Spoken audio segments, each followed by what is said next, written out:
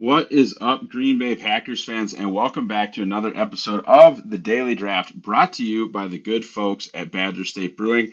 I know this looks a little different. We're in the old studio, as you can see. Oops, wrong shoulder.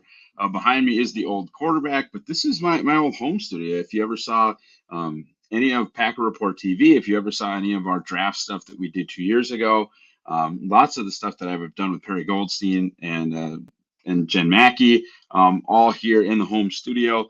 And we got a sick kiddo, so you got to kind of stay with me, as you might be able to tell. I'm on 2 feet here. Pretty much tore this bad boy down, and it's I'm not going to show you around because it's not super clean in here. Real quick, we're going to just very, very briefly dive because every episode that you've seen has been pre-recorded since we've done the free agency thing, and by we I mean the Green Bay Packers, of which of course I am one of the owners. Um, Most recent thing would be the re-signing of AJ Dillon, which is super interesting to me. And that's something that we're going to get into because today's prospect is a Wisconsin running back, Braelon Allen. So very kind of similar body types and sort of similar football players. But does this affect their ability to draft Allen? Does it affect their desire really to draft any running back? And that's kind of what I want to talk about. And Brian Gute, I think, has done. I don't think. I mean, I know it's blatantly obvious. And in all due respect to Ted Thompson, he brought a world championship to Titletown. But we were just having this conversation in the group chat the other day. Like, man, if Ted would have been like 20% spicier, if Ted would have been like 20% more like Brian, I think they'd have a second championship at minimum with Rodgers. But again, they're extremely difficult to win. 32 teams are trying. One goes home happy. 31 don't. So uh, forever grateful to Ted Thompson for sure. With that said, though, Brian is doing such a better job of setting himself up for success in the draft. And what I mean by that is he's consistently creating a situation where he doesn't have to do anything. There are so many times during the Ted Thompson era where Green Bay would have an obvious need on the roster, and you just would go into that knowing that it wasn't going to get taken care of. It just wasn't. It was going to be either dealt with via the draft or undrafted free agency, and that was kind of it. So you just had to pour your whole heart and soul. And honestly, um, my love for the draft, I've always been a big draft guy. I remember even back into high school, I wrote like a 25-page draft preview for no one. And it was mostly because Green Bay was super bad because I was a senior in 2006 when they drafted AJ Hawk. And so I was super excited about Mario Williams. I was super excited about AJ Hawk, excited about a number of things. And I remember my AJ Hawk profile. I remember my Mario Williams profile. I remember that 25-page book that I wrote. But the point that I'm making is it's probably Ted Thompson's fault that I'm so gosh darn in to the NFL draft. I think we can definitely blame Teddy T for that because it used to be the only way that Green Bay would improve their team. It's not the case anymore. And I think, the Packers have really shown that this offseason. They went into the offseason with kind of a downward trend, like I've said a lot of times, and folks don't always agree with me, and that's fine. If you look at AJ Dillon's career or AJ Dillon's first contract, it's not great. It's not great. But if you look at it, his overall numbers, certainly him against his peers from that 2020 running back draft class, which just wasn't a good one. And you look at it from a 4-year perspective, and he was largely fine. Okay, he was largely fine, not great. Not one that you go, oh, yay, Brian. Like he's not. You're not excited as you would be about the Zach Tom pick or the Dontavian Wicks pick. Like that's not what we're talking about here. But he's been fine, and was fine over the course of the second half of last season after some troubles in the first half. He's been fine. But releasing Aaron Jones, I think this is the meanest way of saying it, but he's a little bit small, he's a little bit slow, and he's getting old. Like I have plenty of, I think we all do, a horrific memory. Like he's brought a ton of great memories to the Packers, right? A ton of great memories. Awesome dude. And I think that causes people to be a little bit softer about this whole thing, which there's a human and emotional element to this all, I understand. But fumbles in big moments, getting caught from behind in big moments because of that lack of speed, it just as his age 29, and the Vikings are only on hook for age 29 season, but he makes less sense for Green Bay moving forward than Josh Jacobs does. I'm sorry, he just does. And doing the Josh Jacobs thing, doing the AJ Dillon thing means you don't have to draft a running back. Green Bay is very much in the same way with safety. Safety last year, and look, I wouldn't have done things the way they did. I don't think they really love the way it turned out, but they went into the season with the scrap heap. They went into the season with Darnell Savage, Rudy Ford, Jonathan Owens, Anthony Johnson Jr., and just said, this is what we're doing. Well, now it's not a scrap heap. You have one of the best 3 or 4 safeties in the NFL in Xavier McKinney. You don't have to draft a safety. Might they? Yeah, they might. They might draft 2, but they don't have to. You can, not Jonathan Owens anymore, but I think Rudy Ford's still available. Anthony Johnson Jr. is on the roster, right? You can roll into the season with one really, really good safety, a la Nick Collins, and one safety that you're kind of hoping to get something out of, like Charlie Pepper, and they won a world championship like that. They don't have to draft a safety. They don't have to draft a running back. They're putting themselves in a position to not have to draft anything, really. I mean, I think they should address corner, but even then they re-signed Ballantyne and Nixon. They don't have to draft a corner. I would not go into the next season with the 5 corners that Green Bay had last year, which they're all back under contract. You don't have to do anything. Anyway, that's enough of this. This is more of a Mock Draft Monday conversation. This is the Braelon Allen scouting report. So let's dive into Braelon. Large and strong, rare frame, rare build. You saw some of the screen caps from the NFL Combine, and I thought they're kind of fun, like especially standing next to Blake Corum. And no disrespect to Blake at all, but like Braylon's huge, right? He towers over a lot of these other backs. And sometimes that gives you a bigger target, right? Like the tall backs that have worked in this league, the list is not high. Derrick Henry is a great back, sure. But for every Derrick Henry, there's like 8 backs that are really good that are 5'11", right? And I think 5'10", 5'11" is sort of more in the realm than your tall, like James Starks, Eric Dickerson, Adrian Peterson, like those guys. And I don't mean to include James Starks in that group, but the taller back is a rarer thing than the like 5'10" and a half, 215-pound prototype, if you will. Despite nearly 600 college carries, Braelon Allen is only 20 years old. I know that's a joke. I think he was like really young when he first started actually playing. Super high level recruit, to my understanding, with Wisconsin. And despite nearly 600 college carries, he's still only 20, and he won't turn 21 until during the playoffs. So an extremely young prospect. Makes you wonder kind of how much tread is left on the tires. Probably, and hopefully a lot, even when talking about those nearly 600 collegiate carries. And he caught the ball a decent amount. I mean, he's got a lot of touches for a guy that only played 3 years. Very productive college back. Okay, 5.9 yards per carry and 35 touchdowns. Efficient in the red zone scores. Okay, and does that also in the receiving game. I think he's been a very productive college player. I don't think anybody can argue with that. His yards per carry did not dip when making the adjustment to the Phil Longo offense. I think that is a very important thing to make note of, is that now it's Phil Longo's offense and NFL offense. I'm not sure, but you see scheme versatility.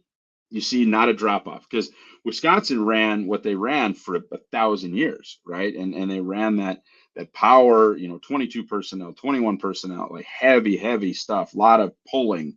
And Longo wanted to, create a different scheme. Luke Fickell wanted to create a different scheme, and it's not the same, right? So for him to go from 5.4 yards a carry in 2022 to 5.4 yards a carry in 2023 and not have a significant drop off, that's good. That's impressive. Strength is not limited to the bench press. When I watch him play, it's real play strength, and his contact balance is a definite plus. He does not go down with the first guy that hits him. That is over and over on film. Kind of like a little bit like Javonte Williams out of North Carolina. Does he make a lot of guys miss? Nope. Does he? And honestly, not like that much of running through someone's face either. But guys are constantly bouncing off him, especially if they don't square him up. You come at him at a 45, he'll bounce you off his hip, and that's important. That's sometimes the difference between 3 yards and 6 yards. And I think Braelon Allen can make a lot of those 3-yard carries, 6-yard carries at the NFL level. Vision and decision making is impressive. That's a big deal for Green Bay. Okay, that's a big deal as far as you're going to play a lot of wide zone. You're going to play a lot of split zone. Okay, my backside A gap, my front side C gap, front side B. Where did my guys win, or where did sometimes even, and that's why I think teams get away with these smaller offensive linemen. Sometimes it's not about winning. Sometimes it's about just one guy in the run fit over committing. You didn't even have to block him, and there goes the running back. Aaron Jones was exceptional at this. He has above average flexibility and wiggle for one of the bigger backs, and I really mean that more when he cuts then when he tries to make people miss. And I think you'll see that on film. Like again, not a ton of the again, not a ton of the open field make you miss. More okay, now the backside A gap is my gap. Bang, I'm going right, and that's where I see the flex in his ankles, the flex in his hips, and his ability to do that. And he's fine in the passing game. He's not like there are one down, two down backs in college, and one down, two down backs in the NFL. I don't know that Braelon Allen is for sure. And you look at him, and he looks like a two down back, right? I'm not sure that's 100% the case. Now moving into the cons. He's not awesome in the passing game. So I'm not going to give him like a plus for it. He's a check down option. He does not have a route tree. And that's, again, fine, but he doesn't have a route tree. He's not going to be a plus in the passing game. And frankly, and this is something that was a little bit disturbing to me, he's not a very good pass protector, which is crazy because he's enormous. I'd like to see better technique. I'd like to see more want to. And look, I understand 100%, especially the first 2 years of his college career. It was mostly running the ball and carrying out play action fakes. Like the actual amount of times that he was asked to just step in and stone a blitzer, especially in those first 2 years, was not very common. Okay, so that could just be a reps thing, and it could be something that could be taught. He's obviously big enough to do it. He's not an explosive athlete. That's on film too, guys. He's not an explosive athlete. His 0 to 60 does not come quickly. His inability to start and stop showed up in Indianapolis. A lot of people get on me about, metrics, timed, inches, things of that nature, things that you can see on a piece of paper. Well, guys, a 32-inch vertical is not what you want to see from a running back. His broad jump is not what you want to see from a running back. And that stuff does translate directly to film. You don't see elite level acceleration from Braelon Allen ever. He needs ramp up time. Okay. And that is something, and we'll talk about that the Packers really do care about. Not a consistently explosive back. Allen ranked 9th overall in the country in total carries for the last 3 seasons. He was only 25th in runs of more than 10 yards. So many top-end running backs and quarterbacks, frankly, that carried the ball fewer times than he did ended up with more 10-plus yard carries. He's not a game breaker. And this is a very minor thing. Please understand, very minor. He wasn't injured. I wish he would have done more in Indianapolis. Okay, run. I get it. I have droned on and on and on about how the combine is no longer set up for players to do agilities. Okay, I get it. I've said it 1,000 times. I've explained it on this channel. I'm not complaining about that. Run. Why not run? And so for him to only jump poorly, and then skip the other workouts, which should be the short shuttle, the 3-cone, and the 40. That's troubling. When the only thing you do in Indianapolis you do not well, that's a red flag. It's a small red flag, right? But we're in the cons section. So what bothers us? That bothered me a little bit. Packers fit. The Packers, as much as fans would like them to, they have not been heavy into drafting Badgers. They just haven't. Tausch is, of course, a legend for sure. The Vince Beagle thing didn't work out. I would say, by and large, the Jared Abbrederis thing did not work out. And it just, the specter until he retires of them, actively choosing not to draft TJ Watt exists. So that has to be, I guess, just briefly discussed anytime you talk about a Wisconsin Badger prospect. And here's where the signing stuff comes in. And the more I watched and the more I looked at the numbers, the more I understood. Josh Jacobs, and it was really the AJ Dillon signing. And look, I think like the creator of this channel, Andy Herman, thinks that Dillon is kind of a camp body.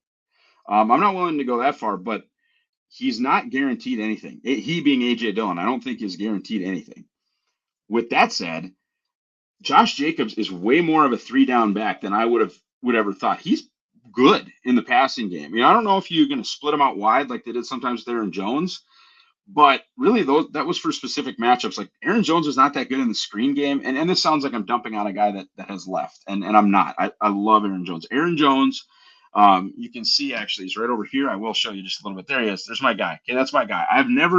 He has made me, and this is a selfish and stupid reason, but he has made me like more right about, I was super high on Aaron Jones, loved it when they drafted, like he's made me right. Okay, and nobody cares about that stuff, but my God, man, I love Aaron Jones. Um, but he was not that good in the screen game. He was not that good. He had a couple of awesome games as a receiver. People remember that slant that he took for touchdown against the Bears. He was largely fine or fine plus, probably like a B minus player in the run game or in the pass game, excuse me. And so Josh Jacobs is basically that. Go watch his film. Go look at his numbers. He's basically that. So just because Josh Jacobs is younger and considerably larger than Aaron Jones, understand that he is a three down back in every sense of the word when you go back and watch his tape from Las Vegas. He can do it all. And I'm not saying like they got the Josh Jacobs for 2022, who by the way was just he is a year removed from being the best running back in football.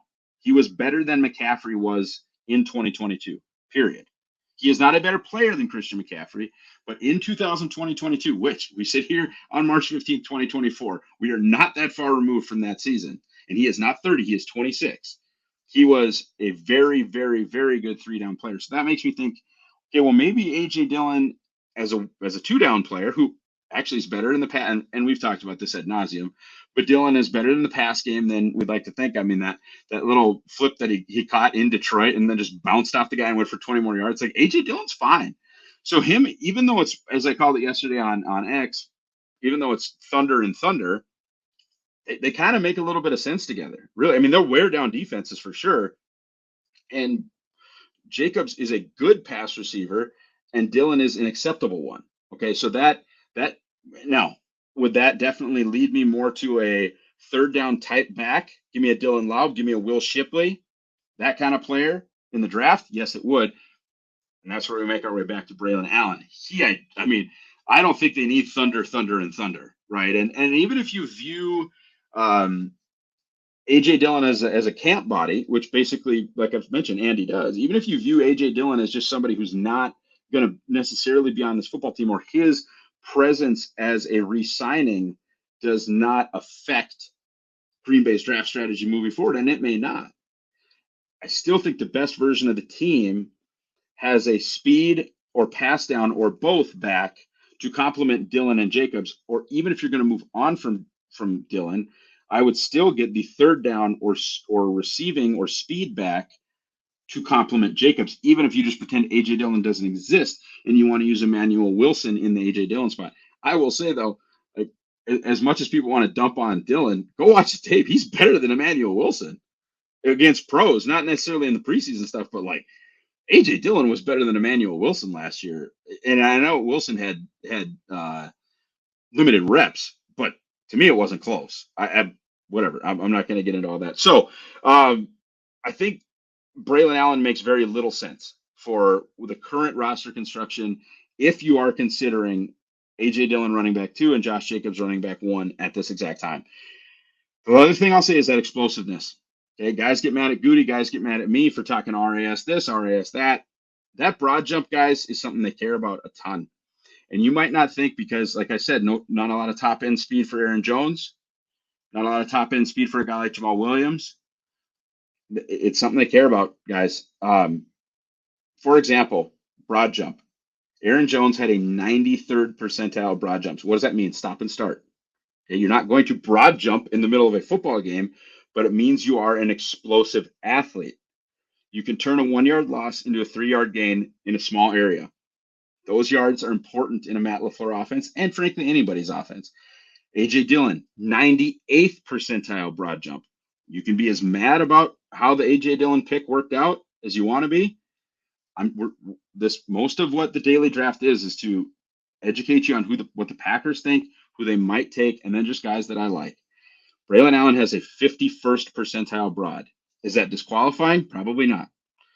Is that hugely problematic? No. It's average. It's literally average going back to 1982 or whenever Kent, started this thing. And I should know that off the top of my head with as often as I reference his work. But as people are getting bigger, stronger, faster, we're seeing people with relative athletic scores in the 8s and 9s constantly because it's a historical point. And your average athlete today is probably a 75th or an 80th percentile athlete over the course of how far this data goes back. There are guys that won a Super Bowl with the Packers in '96 that are probably specialty. And I'm not talking about Leroy Butler. I'm not talking about Brett Favre. I'm not talking about Antonio Freeman. But some of them like middle-ish guys, even in the starting lineups, bigger, stronger, faster they'd look kind of crazy now. You go back to the 80s, they'd look even crazier. It's a bigger, stronger, faster league. That 50th percentile broad jump, to me, screams the Packers aren't taking this guy. I could be wrong, but when you talk about Aaron Jones with a 93rd percentile broad, A.J. Dillon with a 98th percentile broad, and Braelon Allen with a 51st percentile broad jump, at that size, with what he looks like and the explosive athlete that he looks like, I'm not buying it. Overall, he's fine. Right now, he's running back 3 for me, a grade in the low 90s. He might drop a little bit. I'll be honest with you. I had not really, you know, I saw his relative athletic score after the combine, so I didn't move him because it was fine. Or I think he actually didn't have a relative athletic score because he doesn't have 2 of the 3 tests. The only thing that he did from an athletic standpoint is bad, right? We don't have a good 40. We don't have good agilities. We just have bad jumps. And that's not going to make a huge difference, right? He's RB3 now. He's not going to fall off the face of the earth. I had this conversation during the Ennis Rakestraw video. That's not what the combine's for. The combine is not for defining the prospect, but doesn't mean he's not going to drop below a couple of backs. I think he's going to stay in the clump of the non-Jonathan Brooks running backs. And then before we get to like Frank Gore Jr., Joquavion Marks, and Mayan Williams, he's going to stay with the Shipleys and the Laubs and the Bensons and the kid from Tennessee whose name is escaping me right now that everybody loves, Jalen Wright. I think he's going to stay in that clump, but we got to see Wisconsin's pro day go well. Ultimately, though, guys, I just don't think that Braelon Allen is going to be a Green Bay Packer. And I know for some of you, for whatever reason, he was the craziest prospect. I had like 4 people in my mention saying, as a Badgers fan, by the way, guys, please don't do that. I get it. Like but I get it all the time. Hey, I'm a Louisville fan, so listen to me about Garendo. I respect that. I love that. Like, hey, South Dakota State fan, let me talk to you about Mason McCormick. Respect that. Look, I do my own work, and that's not to sound cocky or cool or whatever or smarter than you, but like this as a blah blah fan just drives me insane. So as a Badgers fan, this guy sucks. Don't take him. And then I'd get 6 more guys saying, as a Badgers fan, this guy rules. He should be a Green Bay Packer. Stop it. just stop it. Anyway, I just don't think he's going to be a Green Bay Packer, and thus ends our discussion here on Braelon Allen. Guys, thank you so much for watching. Thank you for putting up with the home studio here. How can you help us out? Guys, I just want to say thank you.